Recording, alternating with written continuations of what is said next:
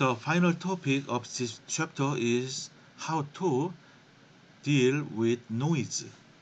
Noise in experiments is inevitable. Okay, there is all the time a noise. Okay, but important is how to treat the noise. Okay, noise is inevitable. Okay, look at this one. This is the original. This is just the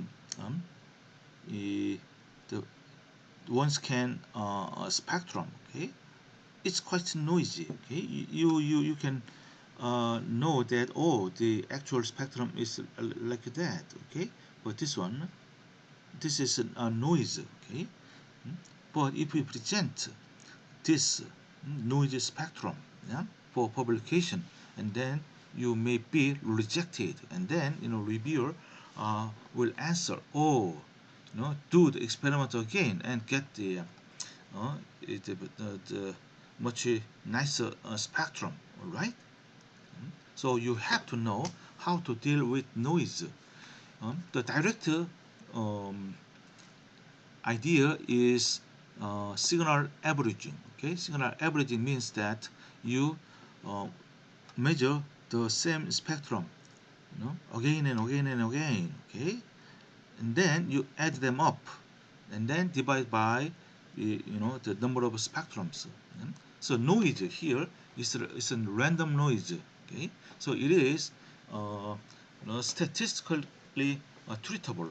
Okay, so noise in statistics can be represented by this standard deviation. All right, and this from standard deviation. Okay, this noise is inversely proportional to the square root of n. All right, but signal is what directly proportional to the number of scans. Okay, number of measurement n. So the ratio is very important. This SN ratio, signal to noise ratio, is proportional to the square root of n. Okay, this relationship is really important. Okay, okay. Now let's look at this figure again. Yeah. This is just one scan, okay, which is very noisy. Then now you scanned 4 times, and then you add them up, okay, and then you see this noise decreased a lot. But actually, how many times? Square root of 4 is 2. 2 times decrease. Okay. Now you measure this noise, this size, and then measure this noise size here again, and then you compare, and then you will see roughly noise decreased by half. Okay, and oh, still this spectrum is still too noisy, and then you add 16 spectrum. Okay, and then you get this nice looking spectrum, and then here square root of 16 is 4. This is 4 times better spectrum you obtained. Okay, like that.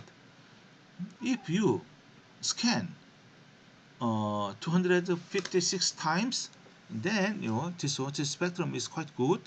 Then the signal to noise ratio, this improvement is how many? Square root of 256 is what? Uh, 16, right? 16 times improvement was obtained. All right. Yeah. So here, to improve your data 10 times, you have to take 100 measurements. Okay.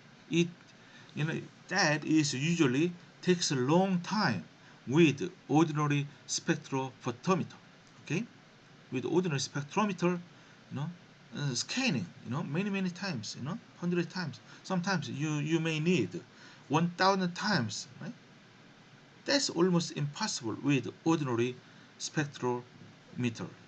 Okay, but with FTIR, as I said, one scan of one moving of the moving mirror, is corresponding to one spectrum. Okay, and it takes only 1 second, about 1 second. Okay, so for example, to get thousand spectrum, 1,000 spectra, how many times you need? 1,000 seconds. Okay, that's very quick. Okay, very fast. Yeah, that's one of the advantages of FTIR. Okay, So now here, the first idea to decrease the noise is simple signal averaging, and principle is given here. Okay, signal to noise ratio is proportional to square root of n, right? And there are several types of noise. Okay? Several types of noise, and the first type is white noise, which is called Gaussian noise. Okay? This white noise is random, comes from the random fluctuations of electrons in an electronic device, which is also called Johnson noise. Okay, yeah. To reduce this white noise, um, to lowering temperature to reduce Johnson noise. Yeah, think about that. Mm, Um, all the time at room temperature or any temperature, mm, there is a thermal energy, okay, except at absolute zero Kelvin, okay, and since especially the electrons are very light, very small, they are subject to the temperature effect, okay. So at any temperature, electrons are moving, and that makes a noise, and that's called white noise. Okay, this white noise uh, is not dependent upon this frequency. Okay, this x-axis is frequency. Mm? So noise level is constant, yeah? Irrespective of the frequency. Okay, to reduce white noise, yeah? You can lower the temperature, right?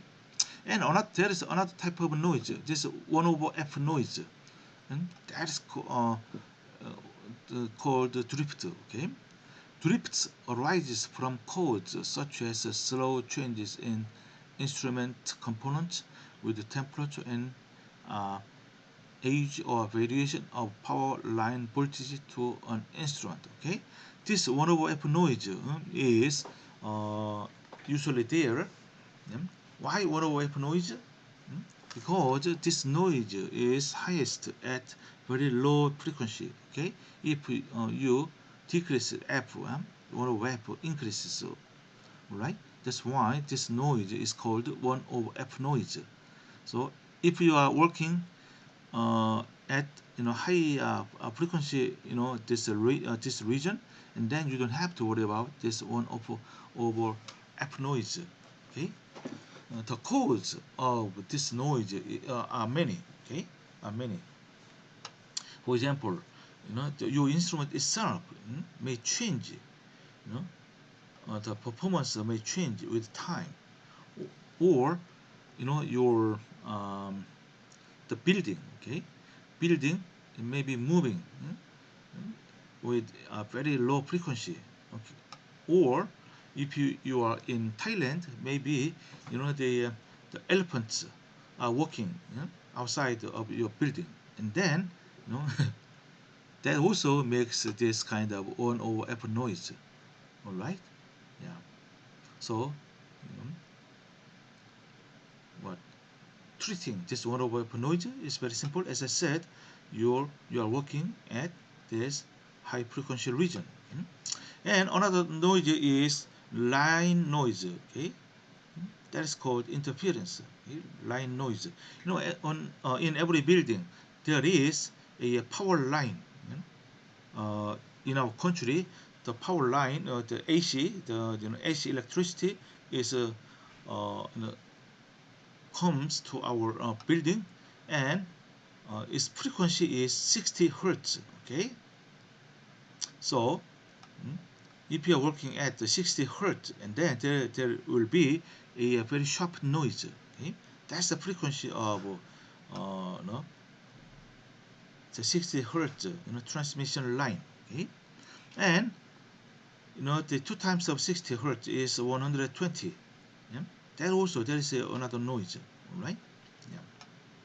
This line noise, also called interference or whistle noise at discrete frequencies such as 60 Hz, yeah? Transmission line frequency, electrical shielding, and grounding the shielding and instrument to the same ground point help reduce line noise. Okay, so if you shield your instrument from this noise, and then you can decrease the noise. Shielding means what?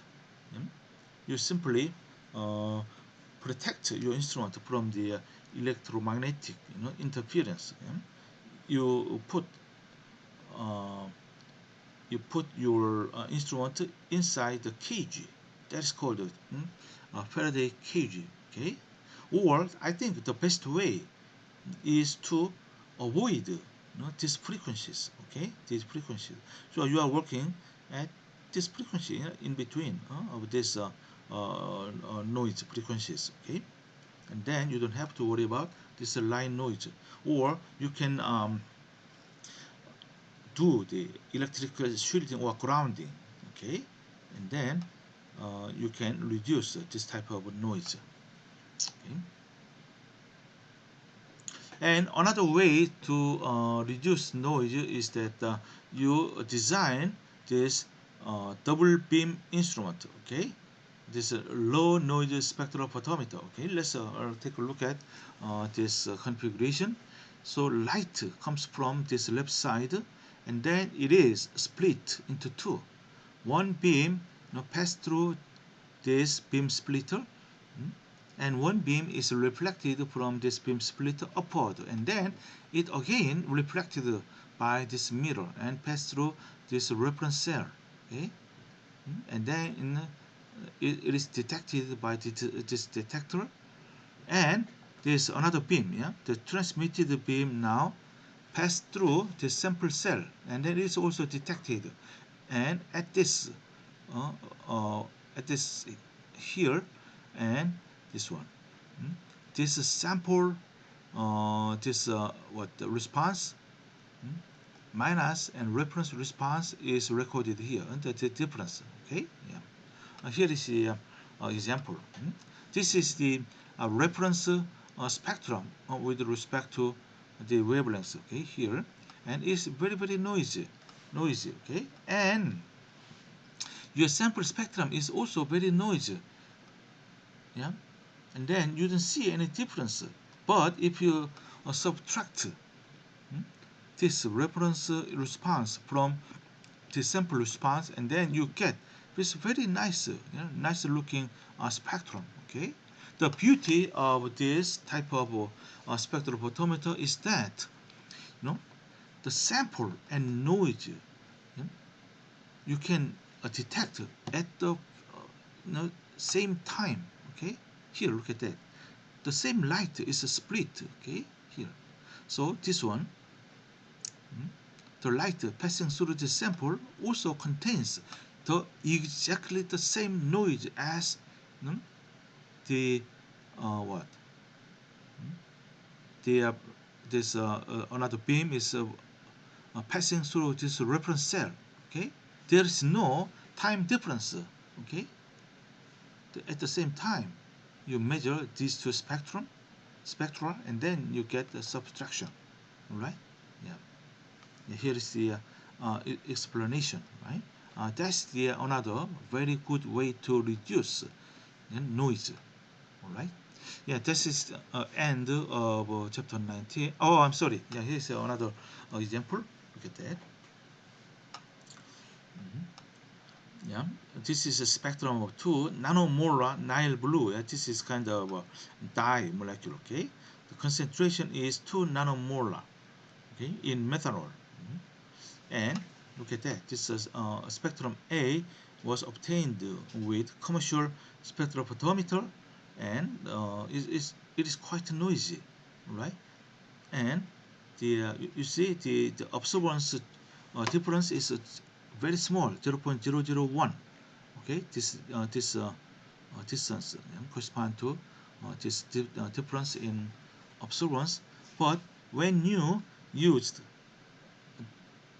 the same instrument to modify the cancel light source radiation, and then you get this very nice looking spectrum, right? Because noises are removed at the same time. Okay, That's the beauty of this one. Double beam spectrometer. Okay, yeah, I think that's the end. And then here is the homework problems, and you solve this one and then upload into the 과제 과제함. Okay.